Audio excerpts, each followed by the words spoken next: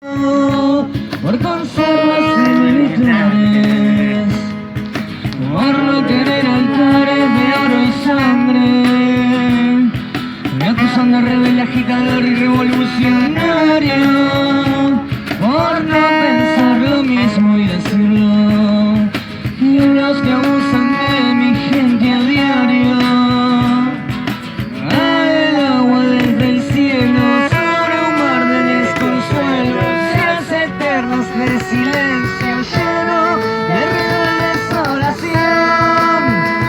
Mi madre me llamó Jesús y hoy mi pueblo me llora en la cruz, pero van a ver un día todo cambiará para una iglesia que comprenderá al reprimido y no al represor.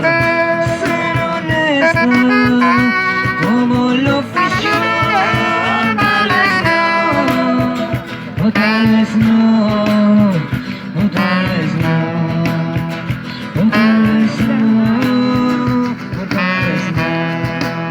Wow.